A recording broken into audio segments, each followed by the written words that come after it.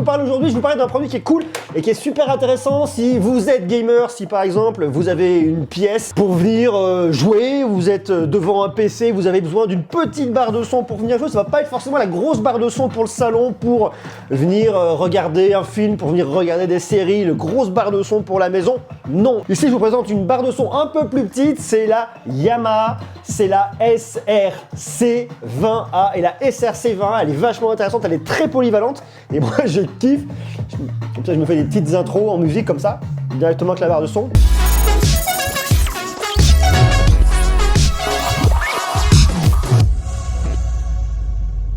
Ah, j'adore ça, j'adore ça, j'adore ça. Bon, j'arrête la musique. Comment vous allez? Tout se passe bien pour vous aujourd'hui? J'espère que vous allez bien.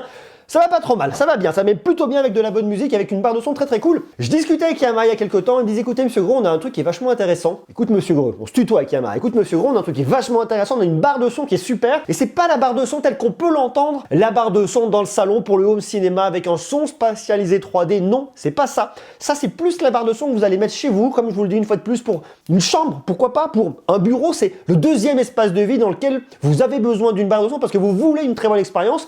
Pour moi, ça c'est super pour le gaming. Vous avez une console, vous êtes, je sais pas, dans une chambre, vous êtes dans un bureau, vous êtes dans un deuxième espace, et bien vous venez prendre cette barre de son, vous la posez devant votre télé, vous la posez devant un PC, vous pouvez venir jouer, vous avez une super expérience, et ça, je trouve ça vachement bien. Et le deuxième truc qui est super intéressant avec, c'est que vous êtes dans une pièce, par exemple, et vous n'avez pas de système audio, et bien vous pouvez venir utiliser cette barre de son, elle se glisse très facilement, elle est pas très grande en fait, hein. Elle fait quelque chose comme 60 cm de large, 6,5 de haut, elle est vraiment pas très grande, elle prend pas beaucoup de place, mais par contre, elle vous développe un son riche, un son à la fois clair, avec des basses précises. Vous avez à l'intérieur deux haut-parleurs de 5,5 cm qui développent 30 watts chacun et un caisson de 60 watts avec un haut-parleur de 7,5 cm.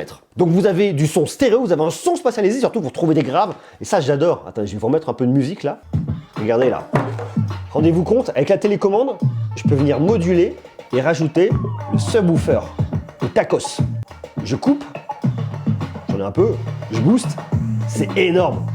Donc si vous aimez le son qui envoie un petit peu de groove comme ça, c'est vraiment super. Que vous utilisez la barre de son comme une enceinte connectée à la maison en Bluetooth, eh bien c'est très cool. Que vous l'utilisiez pour brancher votre télé, votre PC en HDMI et même en fibre optique parce que vous avez deux entrées fibre optique. Alors moi je l'ai utilisé dans différents univers pour jouer, pour de la musique et dans tous les cas, elle fonctionne merveilleusement bien. Comme ici on parle d'objets connectés, tout ça fonctionne également avec une application, je vous le montre dans quelques instants.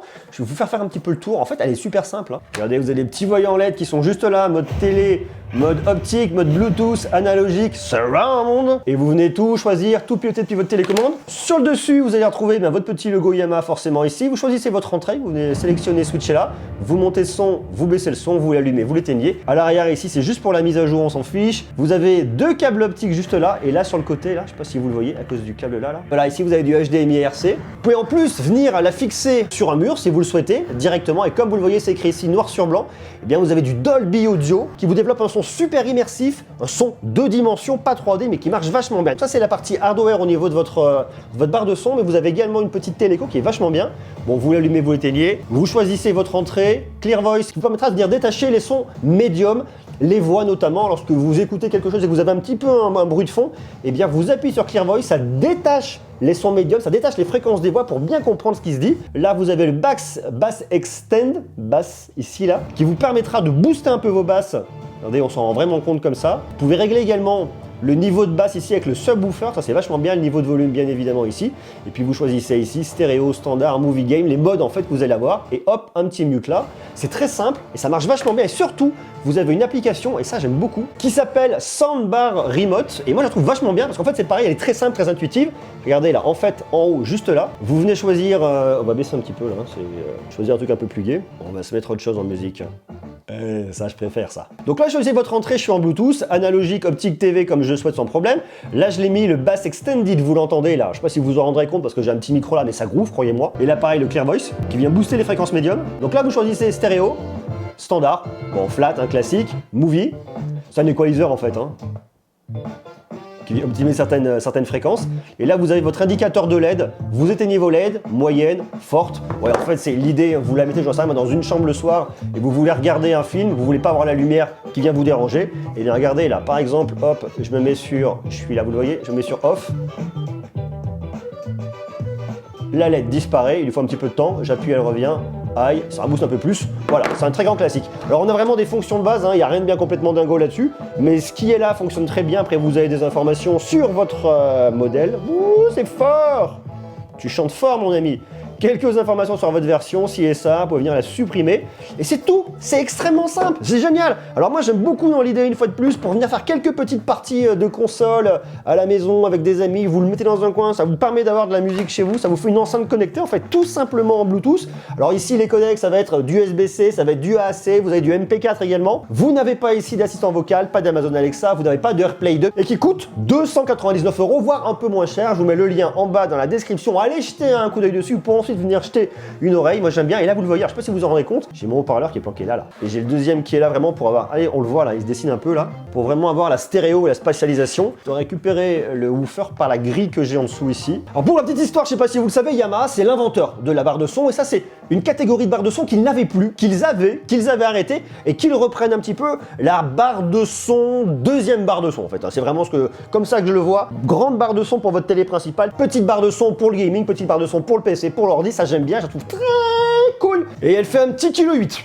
Pas très lourde. Voilà, je voulais vous la présenter parce que je la trouve super intéressant pour une deuxième pièce. Si vous êtes gamer, je sais pas d'ailleurs si vous êtes gamer, dites-le moi en bas en commentaire. Si vous êtes gamer, ça pour moi c'est un outil qui est super intéressant parce que ça va venir augmenter l'expérience au-delà du son de votre télé. Pour une barre de son qui coûte un peu moins de 300 €, vous venez vraiment augmenter l'expérience, avoir une expérience beaucoup plus immersive avec un son de bien meilleure qualité, surtout avec des basses qui envoient, qui tabassent. Donc ça j'aime beaucoup, je trouve ça vraiment super.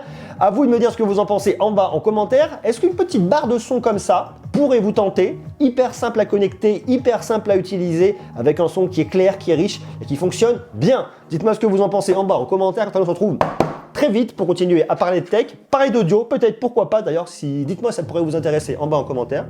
Et moi je vais mettre un petit peu de son là, histoire de m'enjailler pour terminer cette vidéo. Écoutez ça! Ça ronronne, c'est énorme. Oh je kiffe. On termine là-dessus.